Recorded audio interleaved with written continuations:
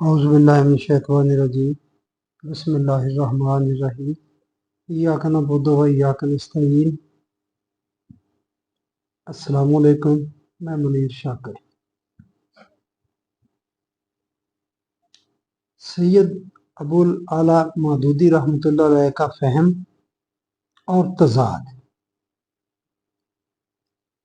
یہ بات کرتے ہوئے مجھے کوئی خوشی نہیں محسوس ہو رہی، بلکہ میں افسوس کے ساتھ یہ گفتگو کر رہا ہوں۔ میں عالم بالکل نہیں ہوں، مگر اتنی سینس میرا خیال ہے میں رکھتا ہوں کہ میں عالم کی بات کو سمجھوں۔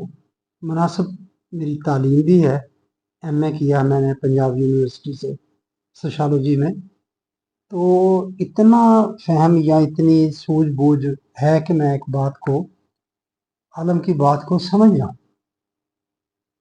کیا سمجھ آتی ہے؟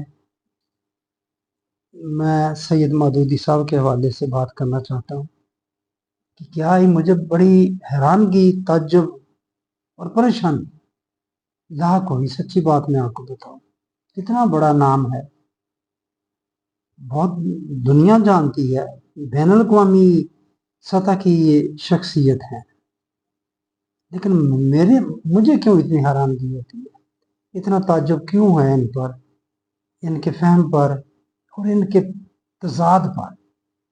اتنا واضح تضاد ہوتا ہے۔ جو پیروکار ہیں، جماعت اسلامی ہے، ان کی پوری جماعت ہے، پاکستان میں ایک منظم جماعت ہے، بہت پاپولر نہیں ہے لیکن سب جانتے ہیں، منظم جماعت ہے، معاملات ان کے کافی دنیا کے بہتر ہیں، نمازی ہیں۔ تو میں بات یہ کرنا چاہتا ہوں کہ یہ جو تضاد ہے، اس نے مجھے بڑا پریشان کیا، حیران کیا، اور میں سمجھتا ہوں کہ یہ لوگ جو فالوور ہیں، یہ کیا چیز دیکھتے ہیں، کیا چیز دیکھ کر کسی کے پیچھے لگتے ہیں۔ خیر، میں بھی کسی کے سیاسی طور پر کسی کے پیچھے ہوں، لیکن مذہبی طور پر نہیں میں سمجھتا، میرا کوئی فرقہ نہیں ہے، سید مودودی صاحب کا بھی کوئی فرقہ نہیں ہے، گو وہ دیوبند مسلک کے تھے مگر انہوں نے اس کا پرچار نہیں کیا، اچھی بات ہے، ان کو فرقہ پرستی کی طرف نہیں گئے۔ خیر، موضوع کی طرف آتا ہوں۔ جو چیز میں بتانا چاہتا ہوں ان کے فہم کے بارے میں اور ان کے تضاد کے بارے میں، یہ ان کا رسالہ ترجمان القرآن مشہور ہے، یہ 22 فروری 1949 اس میں یہ ان کی تحریر ہے، اس کا یہ حوالے کے طور پر میں آپ کو بتا رہا ہوں۔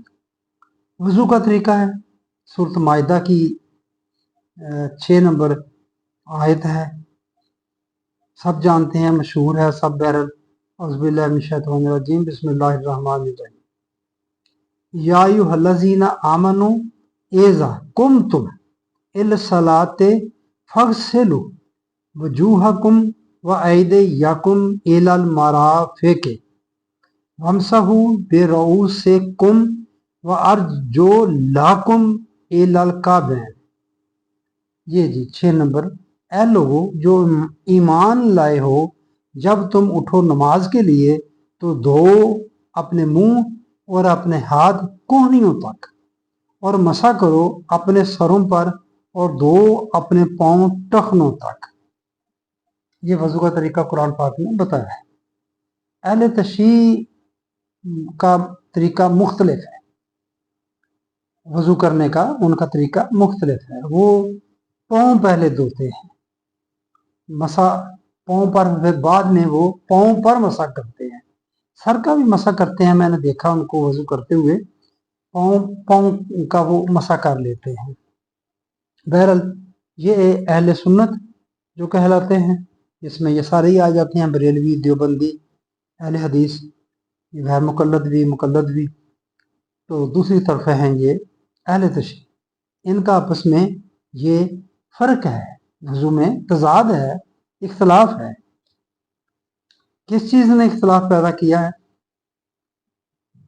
یہ جو لفظ آیا نا، وہ ارجلکم، یہ اس کی وجہ سے वो कहते हैं कि लाम के नीचे जेर है, और जो लेकुम, फर्क क्या पड़ता है इसमें? लफ्ज व अर्जो लाकुम की दो किरातें मुतवातिर है, ये मदूदी साहब फरमाते हैं। जो इख्तलाफ की बात मैं अर्ज कर रहा हूँ वो मैं बात अब करने लगा हूँ कि वो फरमाते हैं कि इसकी दो किरातें मुतवातिर हैं। ये किरत को भी मैं आपको बता चुका हूँ। ये किरत क्या है? जब हम कहते हैं ये इब्ने अब्बास की किरत में ऐसा है, तो वो आयत वो कैसे बयान करते हैं, उनके क्या अल्फाज हैं? तो मैं अर्ज कर चुका हूँ कि इसमें बहुत सारे इख्तलाफात है। जो हजरत उस्मान गनी रजी अल्लाह तआला अन्हु के पास कुरान था, बाकियों के पास जो थे उनमें और इनमें इख्तलाफ था, आयात का, अल्फाज का।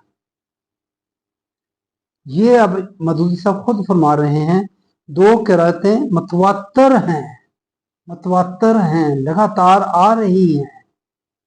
कहाँ से आ रही हैं? ये नबी अकरम सल्लल्लाहु अलैहि वसल्लम से आ रही हैं। यही मतलब बनता ना। मैं साथ साथ तशरीह भी करता जाऊंगा, मुझे ये आदत है साथ साथ बोलने की, है उनका इक्तबास। ये इसमें लफ्ज बार जो लाकुम की दो किरतें हैं, ये मदूदी साहब फरमाते हैं दो किरतें मुतवात्तर हैं।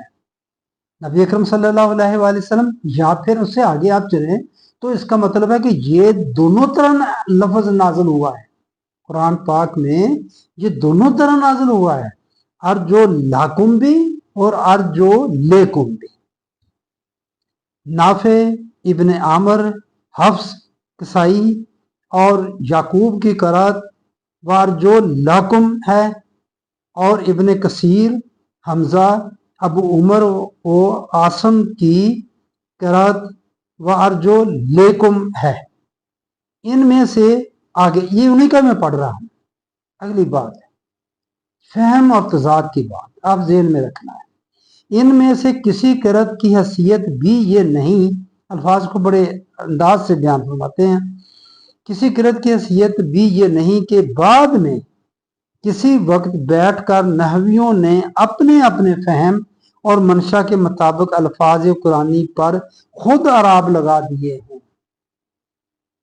समझ आई बात की? क्लियर बात है। वो कहना चाहते हैं कि ऐसा नहीं है कि बाद में नहवी या सर्फ नाफ का जो इल्म है ये अराब लगाने वाला, कहाँ से लफ्ज निकलता है, गले के फलां से, बाएं से, पीछे से, आगे से, जो भी है, इनमें से किसी किरत की हैसियत ऐसा नहीं है, किसी कोई दोनों किरत मुतवातर है नबी अकरम सल्लल्लाहु अलैहि वसल्लम से, वहां से, और ज़ाहिर है कि ऊपर अल्लाह से हो गई, फिर वो चली आ रही है। और इसमें ऐसा नहीं है कि किसी कारी ने बैठ के, कोई नाहवियों ने बैठ के अपने अपने फहम और मंशा के मुताबिक अल्फाज कुरानी पर खुद अराब लगा दिए हैं। ये ऐसा नहीं हो सकता, ये मुमकिन नहीं है। ये जिसने लाम के ऊपर जबर लगाई है, लाम के नीचे जेर लगाई है, ये कहीं नहवियों से ऐसा नहीं हुआ, बल्कि ये दोनों किरतें मुतवातर तरीके से मनकूल हैं, मुतवातर तरीके से दोनों ही मुतवातर चली आ रही, यानी दोनों नबी अकरम सल्लल्लाहु अलैहि वसल्लम से आ रही हैं। और फिर अगर नबी अकरम सल्लल्लाहु अलैहि वसल्लम ने दोनों किरतें बताई हैं तो उन पर नाजिल भी फिर ऐसे ही हुई हैं, दोनों नाजिल, दोनों या हर्फ ये इस तरह नाजिल हुए हैं, और जो लाकुम और जो लेकुम। अब अगर पहली किरत इख्तियार की जाए जिसमें लाम पर जबर है, तो अर्जो लाकुम का ताल्लुक फगसेलू के हुक्म से जुड़ता है। इतना फर्क पड़ता है। आप अरबी को देखें, अरबी की जबर जेर से कितना फर्क पड़ता है। मैं वो भी इनका इख्तलाफ मैं बताता हूँ आपको, कि कहते हैं कि पहले कुरान में नुक्ते भी नहीं थे और ये जबर जेर भी नहीं ईजाद हुई थी। अगर पहली किरत इख्तियार की जाए तो अर्जो लाकुम का ताल्लुक फगसेलू के हुक्म से जुड़ता है, और मानी ये हो जाते हैं, और धो अपने पांव टखनों तक अपने पांव को धो, ये मतलब बनता है अर्जो लाकुम। और अगर दूसरी किरत कबूल की जाए तो उसका ताल्लुक वमसाहू बेरऊसेकुम, वमसाहू बेरऊसेकुम से कायम होता है। अंदाजा लगा लें आप, अगर लाम के नीचे जेर आप कहें, और मानी ये निकलते हैं, और मसा करो अपने पांव पर टखनों तक, मसा करो अपने पांव पर टखनों तक। अब देखिए ये दोनों, ये मैं आपको बताना चाहता हूं, लाम पर जबर और लाम पर जेर। मदूदी साहब फरमाते हैं दोनों ही मतवातर है। ये मैं हवाला आपको बता चुका हूं, तर्जुमान उल कुरान बाबत फरवरी सन 1959 59। जाहिर है कि इन दोनों किरतों की रूह से कुरान करीम में तजाद वाक़ होता है। इख्तलाफ है ना अहले सुन्नत का और अहले तशरीह का, ये तजाद वाक़ होता है दोनों में। फिर अगर दोनों को ही कुरान मान लिया जाए कैसे बात बनती है? अगर दोनों किरतें ही कुरान है तो फिर हमारे पास जो कुरान है तो जो लाखों में है, हम तो उसके साथ पढ़ते हैं। दो किरतों की रूह से कुरान करीम में तजाद वाक़ होता है, यानी वो पांव धोने का भी हुक्म देता है और मसा करने का भी। हालांकि उसने वाज़े तौर पर कहा कि इसके मन जनम बिल्लाह होने की दलील ये है कुरान की, मन जानब अल्लाह होने की दलील कुरान खुद बयान फरमाता है।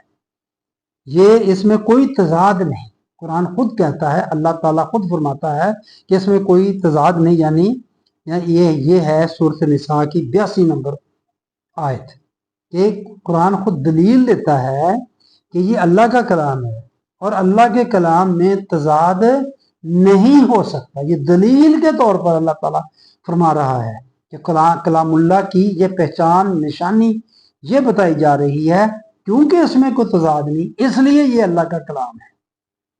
अब दोनों आयत में तजाद आ रहा है, दोनों ही फिर मतवातर का मतलब है कि दोनों ही अल्लाह की तरफ से नाज़िल शुदा हैं और आगे नबी अकरम सल्लल्लाहु अलैहि वसल्लम से आगे मतवातर चली आ रही है। फिर क्या मतलब बना मेरे भाई? मुझे तो इस बात की बिल्कुल समझ नहीं आ रही। मैंने अर्ज किया कि मैं आलम नहीं हूं, क्या तावील करते हैं इसकी, कैसे करते हैं तावील इसकी? इतनी वाजे कैसा फहम है? कायम में होशो हवास कोई बंदा ये बात कैसे कर सकता है? मुझे नहीं समझ आती। जो बंदा होश हवास में हो और ये बात करे कि ये दोनों ही मतवातर हैं और दोनों किरते हैं, और ये अगर हैं तो फिर ये तो तजाद हो गया। वो कुरान खुद कह रहा है कि तजाद इसमें नहीं। मैंने अर्ज किया ना कुरान के खिलाफ गहरी साजिश हुई है, और जो हुई है वो सारा जो अर्ज करता आ रहा हूं कि कुरान में शक डाल दो, कुरान में शुबा पैदा कर दो, फिर क्या इसकी हैसियत रह जाएगी? जब शक की नज़र से हम इसको देखेंगे पढ़ेंगे कि पता नहीं ये कुरान, ये आयत कुरान की लोग कहते हैं मेरी न हुई से गुफ्तगू हुई ऐसे बंदों से जो कहते हैं कि ये पता नहीं इसमें कितना कुरान है, कितना दूसरा मिलावट हुई है। तो ये कुरान खुद कह रहा है कि इसमें कोई तजाद नहीं है। बस मेरे पर लेकिन मदूदी साहब इन दोनों किरतों को सही तस्लीम करते हैं जिनकी रूह से कुरान हकीम में बिलबदा तजाद वाक़या हो जाता है। ये आपके सामने है मेरे भाइयों, अगर दोनों ही मतवातर हैं तो ये आपके सामने तजाद है। मदूदी साहब ने पहले का इब्तिदा में कुरान करीम की जिस तरह किताबत हुई उसमें अल्फाज कुरानी पर अराब नहीं थे। मदूदी साहब ये फरमाते हैं अगर सूरत ये थी तो अर्जो लाकुम या अर्जो लेकुम के लाम पर जबर और जेर की तफरीक किस तरह की गई वो मैं आपको अर्ज करता हूं, और ये दोनों किरतें किस तरह मनकूल हुई थी। मदूदी साहब ये बात हो गई ना, आप समझ गए आप। अब मदूदी साहब और एक और जगह फरमाते हैं कि अराब नहीं थे पहले लगे हुए। यहां फरमाते हैं कि ये ऐसा नहीं है कि किसी वक्त बैठकर नबियों ने अपने अपने फहम और मंशा के मुताबिक अल्फाज कुरानी पर खुद अराब लगा दिए हैं। यहाँ ये तर्जमान कुरान बाबत फरवरी 1959 में ये बात फरमा रहे हैं। वो बात है वो जून का है हवाला, तर्जमान कुरान बाबत जून सन 1959। ये मेरे भाई कोई अगर क्लियर कर दे बात तो उसका एहसान होगा। इसमें अराब के बारे में मदूदी साहब क्या फरमाते हैं? ये एक तारीखी हकीकत है کہ جس رسم الخط میں ابتدان نبی صلی اللہ علیہ وآلہ وسلم نے وحی کی کتابت کرائی تھی اور جس میں حضرت ابو بکر رضی اللہ تعالی عنہ نے پہلا مصحف مرتب کرایا، جمع میں بھی شک شبہات پیدا کر دیے گئے۔ اور اب دیکھیے یہاں کہ پہلا مصحف کس نے مرتب کرایا؟ ابو بکر صدیق رضی اللہ تعالیٰ عنہ، اور حضرت عثمان رضی اللہ تعالیٰ عنہ نے جس کی نقل بعد میں شائع کرائی، اس فوٹو کاپی اس کی نقل اس کو دیکھ کر بعد میں جو شائع کرائی وہ عثمان غنی نے۔ پھر اس کا مطلب پہلا جو مرتب شدہ ہے وہ تو ابو بکر نے نہیں کرایا، پھر ہم اسے مصحف عثمانی کیوں کہتے ہیں؟ جو ہمارے ہاتھوں میں قرآن ہے ہم ایسے مصحف عثمانی کہتے ہیں، یہ مصحف عثمانی ہے، وہ تو انہوں نے نقل کیا ہے، ایکچولی تو وہ حضرت جو روایات کے مطابق جو بات بن رہی ہے وہ تو ابو بکر رضی اللہ تعالیٰ عنہ نے اس کو مرتب کرایا، جبکہ یہ بات بھی درست نہیں ہے، خود نبی اکرم صلی اللہ علیہ وآلہ وسلم نے مرتب کر کے قوم اپنی امت کو دے کر گئے تھے۔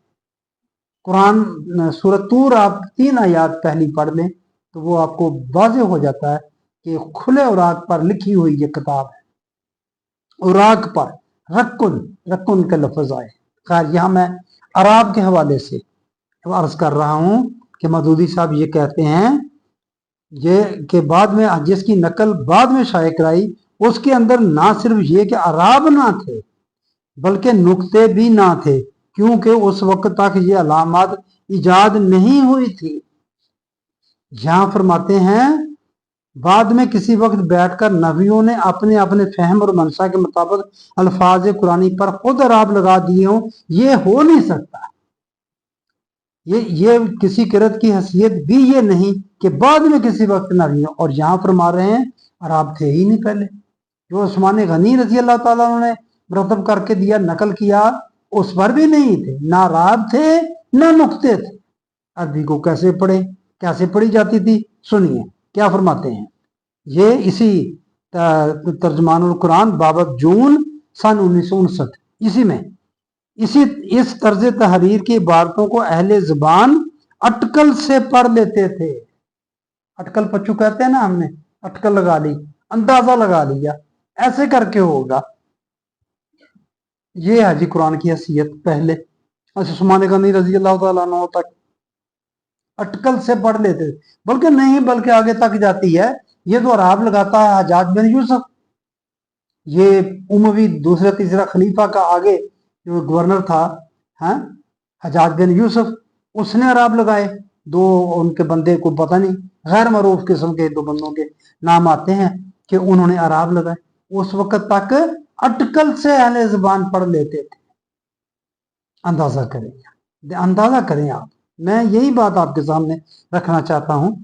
اس طرز تحریر کی عبارتوں کو اہل زبان اٹکل سے پڑھ لیتے تھے اور بہرحال بامانی بنا کر ہی پڑھتے تھے۔ بامانی بناتے تھے۔ کیا معنی بناتے تھے اس کا؟ پھر ارجو لاکم و ارجو لیکم کا پڑھتے، لیکن جہاں مفہوم کے اعتبار سے متشابہ الفاظ آ جاتے یا زبان کے قواعد و محاورہ کی روح سے ایک ہی لفظ کے کئی تلفظ یا اعراب ممکن ہوتے، وہاں خود اہل زبان کو بھی بکثرت التباسات پیش آ جاتے۔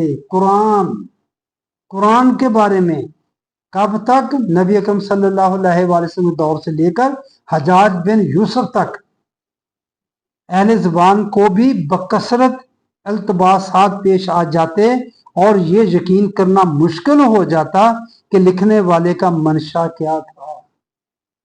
کیا بچتا ہے قرآن کے پیچھے؟ قرآن کیا بچتا ہے قرآن کا؟ کچھ چھوڑتے ہیں ہم قرآن کا؟ یہ روایات کو چھوڑتی ہیں قرآن کا کہ یہ اس قابل ہے کہ اس پر یقین کیا جائے یا اس پر شک نہ کیا جائے؟ یہ مودودی صاحب لکھ رہے ہیں، آپ مجھے رہنمائی کر دیں میری، اگر میں بات غلط کر رہا ہوں، اگر یہ ان کا نہیں لکھا ہوا تو پھر کیا ہے؟ یہ اگر لکھا ہوا ہے تو پھر کیا ہے اس کی تشریح کریں گے، تفصیل بیان کریں گے، آپ تعویل کیا کریں گے اس کی؟ کہ اہل زبان کوئی عراب نہیں تھے، نہ صرف عراب نہیں تھے، نقطے بھی نہیں تھے اس پر قرآن پر۔ معاذ اللہ استغفر اللہ، میں یہی بات کہتا ہوں میرے بھائیوں، میں یہ بات کیوں سوچتا ہوں؟ میں نے عرض کیا میں عالم نہیں ہوں، عالم لیکن عالم کی بات کو سمجھنے کی تو سینس ہے نا۔ हम उलमा की तकारीर सुनते आए हैं, आप भी सुनते हैं, सुन लेते हैं। जो कितने लोग होते हैं वो आलम तो नहीं होते, वो जो उलमा की तकरीरें सुनते हैं और बात सुनकर वाह वाह वाह बेशक बेशक बोलते हैं, वो आलम तो नहीं होते, समझ रहे होते हैं ना। तो मैं भी उनमें ऐसे एक हूँ, मैं आलम की बात को समझने वाला एक बंदा हूँ। तो मुझे तो इस बात की नहीं समझ आ रही कि ये इसका क्या मतलब है। ये आलम ही नहीं, ये तो बहुत बड़े मुफक्कर हैं, मुफक्कर इस्लाम है, और उनकी जमात जो है वो तुली हुई है उनको सदी का इमाम बनाए। मुझे बिल्कुल कोई इख्तलाफ नहीं है। इमाम मदूदी साहब कहें आप, बिल्कुल कहें, और बल्कि इससे भी आगे वो एक और है मजाज शनास रसूल। गो उन्होंने अपने आप को नहीं कहा कि मैं मजाज शनास रसूल हूँ, मगर जिस तरह उन्होंने बयान फरमाया तो उनके जो पैरोकार हैं या उनकी जमात के बंदे जो हैं वो किसे मजाज शनास रसूल समझेंगे? वो परवेज साहब को मजाज शनास रसूल समझेंगे? उनके हम असर थे, उनसे इख्तलाफ था इनका, दोनों आपस में इनका आपस में बहुत इख्तलाफ रहा है हम असर। तो वो मजाज शनास रसूल किसे समझेंगे? जमात इस्लामी मजाज शनास रसूल किसे समझेगी? मदूदी साहब को समझेगी, परवेज साहब को समझेगी? ज़ाहिर है मदूदी साहब को समझेगी। वो इमाम भी हैं और मजाज शनास रसूल भी हैं। बात क्या कर रहे हैं, बात क्या हो रही है, कुरान की क्या हैसियत रह जाती है? बस मेरे भाइयों, ये दर्द था, दुख था मेरे दिल के अंदर। मैंने अर्ज किया मैं कोई खुशी से नहीं ये बात कर रहा, मैं तकलीफ से ये बात कर रहा हूँ। मुझे अफसोस हो रहा है, अफसोस हो रहा है ऐसे फहम पर। अगर ये ऐसे ही है, ऐसे ही नजर आता है, और ऐसा तजाद है, इतना खुला वाज़ेह तजाद, फिर भी बात पता नहीं फिर क्या है। कुरान है ये, कोई माज़अल्लाह कोई मजाक की बात नहीं है, कोई आम ऐसा वैसा मसला नहीं है। तवातर के साथ मतवातर हैं दोनों किरत हैं, हाँ जी। और किसी कारी को कोई ऐसी हैसियत जरूरत नहीं नहवियों को कि कोई जबर जेर को कर लें, बिल्कुल ऐसा है। जबर जेर क्यों है इधर उधर कर लें। और दूसरी तरफ साथ पहले ये है फरवरी की बात, पहले की बात है सन 1959, वो है जून की बात। बाद में फरमा जो लिखा है हवाला वो जून का है, सन 1959 59, उसमें है कि ना इस पर आराब थे और ना इस पर कोई नुक्ते थे। किधर जाएं भाई? बस मेरे भाइयों, ये दर्द ही मैंने आपसे बयान करना था। कुरान के साथ क्या हुआ, दीन के साथ क्या हुआ? ज़ाहिर है कुरान के साथ जो हुआ वही दीन है ही कुरान के अंदर, कुरान से बाहर दीन नहीं है। तो कुरान का हाल हमने क्या कर दिया कि इसमें शक पैदा कर दिया, और ये देखें किस तरह शक पैदा हो रहे हैं। तो ये सरे दस्त में इस नशिस्त में यही बात जरा पर्टिकुलरली सैयद मदूदी साहब के हवाले से ही अर्ज करना चाहता था कि उनका फहम की नहीं मुझे समझ आई कि क्या फहम है, और ये मुझे इतना बड़ा तजाद इसमें नजर आता है। आपको अगर नहीं महसूस होता तो मुझे बताएं, मेरी रहनुमाई कर दें, मैं भी समझ जाऊं कि ये बातें उन्होंने क्यों की हैं, या इनका क्या मतलब बनता है, इन दो बातों का क्या मतलब बनता है। बुरा भला कहने को तो आप बहुत कुछ कह सकते हैं, आप कह लेंगे, क्योंकि मैं आलम नहीं हूँ। तो अगर होता भी तो फिर भी कह सकते हैं आप, क्योंकि आपके लीडर या पेशवा जो भी आप समझते हैं, इमाम समझते हैं, उसके खिलाफ कुछ बात होगी, आप लोगों को तकलीफ होगी। ज़ाहिर है आप जो बंदा बात करेगा वो भी बुरा लगेगा, जहर लगेगा, लेकिन मुझे बता दें ज़रा कि ये मामला क्या है। ये कुरान का मामला है, कोई मामूली सी बात नहीं है। बस मेरे भाइयों, मैं यही बात ही एक ही बात को बार बार करूं, मुझे क्यों ये करनी पड़ रही है कि एक जगह पर एक ही आयत है, हाँ जी, ये वजू करने का जो तरीका है, हैं, वह अर्जो लाकुम भी है और अर्जो लेकुम भी है, ये मुतवात्तर है किरतें, दोनों ही साबित हैं, नबी अकरम सल्लल्लाहु अलैहि वसल्लम से आ रही हैं। अगर नबी अकरम सल्लल्लाहु अलैहि वसल्लम से आ रही हैं तो अल्लाह ने ये नाज़िल की है, और दोनों में इख्तलाफ है, और इख्तलाफ सामने नजर आ रहा है अहले सुन्नत और अहले तस्लीम में। कुरान कहता है कि ये इख्तलाफ हो नहीं सकता, तजाद हो नहीं सकता कुरान में। ये निसा की 82 नंबर वो दलील बयान कर रहा है, सिर्फ इतनी बात नहीं कह रहा है कि तजाद नहीं है, उसको कुरान की सच्चाई के लिए दलील के तौर पर पेश कर रहा है अल्लाह ताला کہ یہ اس کے کلامullah ہونے کی دلیل ہے کہ یہ کسی بندے کا نہیں بنایا ہوا، اس کو اللہ تعالیٰ نے نازل فرمایا، کیونکہ اس میں تضاد نہیں ہے۔ اور خود اللہ تعالیٰ معاذ اللہ، یہ مدودی صاحب کے جو فہم ہے اس سے دیکھیں تو یہ تضاد ہے، خود ہی اللہ تعالیٰ نے پیدا کر دیا۔ بس میرے بھائی، مہربانی، آپ نے میری بات سنی۔ السلام علیکم ورحمۃ اللہ۔